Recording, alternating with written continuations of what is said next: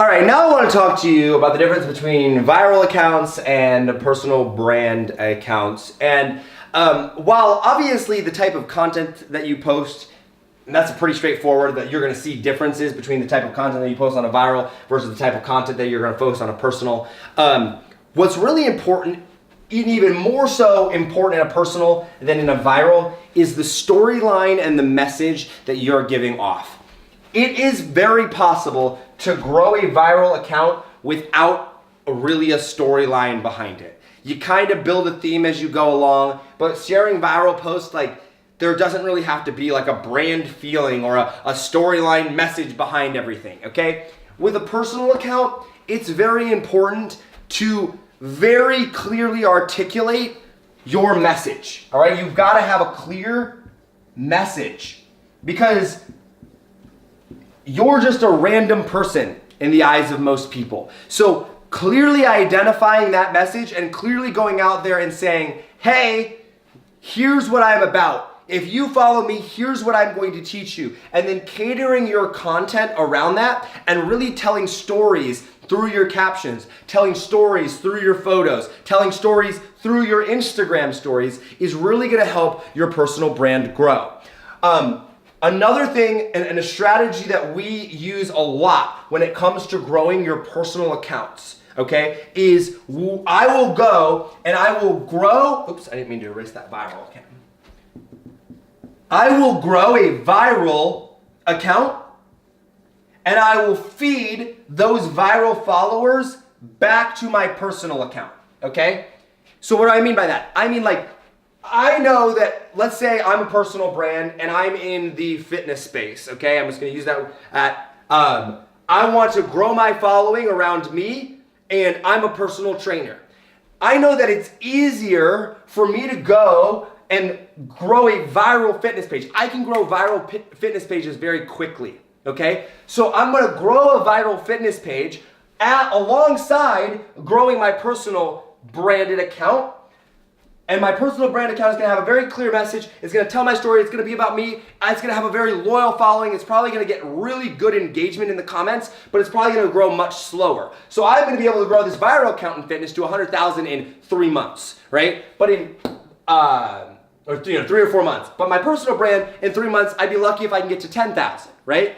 But if I can go and I can grow these side by side and I'm constantly feeding this 100K account or wherever it's at, and I'm in the storylines or in the captions, I'm always tagging this personal account, then this personal account is gonna grow alongside of it. And I know that these front end followers are related to my niche because I'm sharing content there. And so a lot of people that grow personal accounts, they're like, man, I don't want to have to share viral, spammy images on my personal account.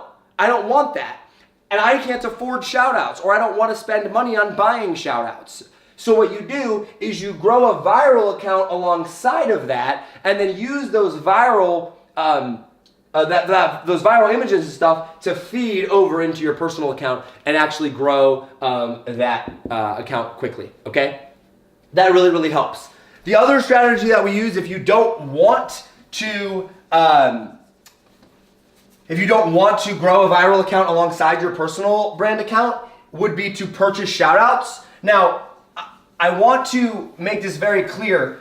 When you buy shoutouts, it's a risky game, especially in the personal branding space, because you don't know what type of follower you're getting. You can guess based on the account. And so what I like to do is I only really like to buy shoutouts like in small little amounts for credibility purposes right at the beginning. So if I have my personal account over here, what I don't want to do is be like, hey, I have 1,000 followers. It would be great if I could get to 10,000 followers super duper fast, right? And I just buy shoutouts because the next 9K followers that you get to get this personal account to 10K have no idea who the heck you are, okay? And so the engagement on this account is gonna go significantly down, and it's not gonna be a loyal following because they don't know who you are. They just followed you because somebody told them to follow you. Now, once you hit 10K, then you're gonna have a lot of solid engagement on it. So then if you buy shout outs, or then if you get people to shout you out, shout for shout or whatever back, you're gonna have a core base to where you're gonna get lots of comments anyway. So these new followers that come in already see a 10,000 follower account with 20, 30, 40 comments on every photo.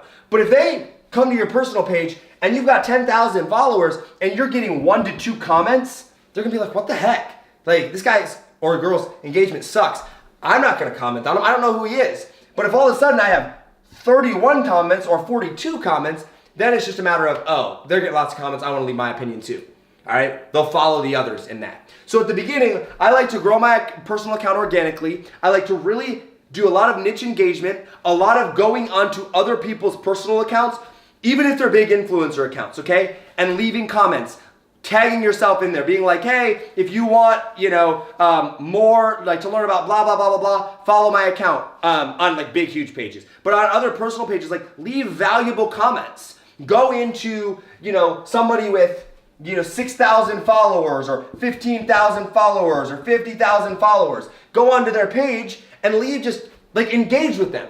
Engage on their stuff and say, hey, I absolutely love your post, blah, blah, blah. And don't be like the spammy, check out my profile too. Don't do that, like it's lame, okay? But just leaving really valuable stuff and picking out 10 or 20 or 30 accounts that you're gonna go and engage with, that's gonna bring in followers. Because number one, they're gonna see your comments and probably follow you at one point, but then other people are also gonna see those comments, click on your profile, and come follow you as well. Plus, if you're doing everything else that we've talked about, with getting the right hashtags and getting into the engagement groups and doing all those different things. And when you're in the engagement groups, everybody follow each other, okay? You're gonna start growing.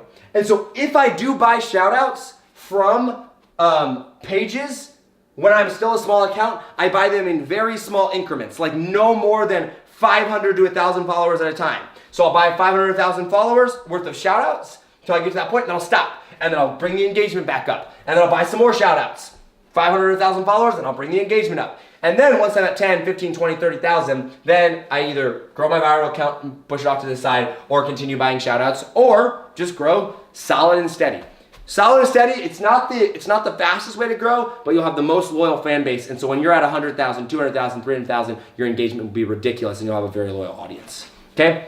If you have any questions on that, feel free to post them in the Facebook group. I'm happy to answer them, but this is very important. Don't just think you can just buy your way to 10,000 followers just through shoutouts and it have no downside. If you're not careful, it could kill you long term. Okay? See you in the next lesson.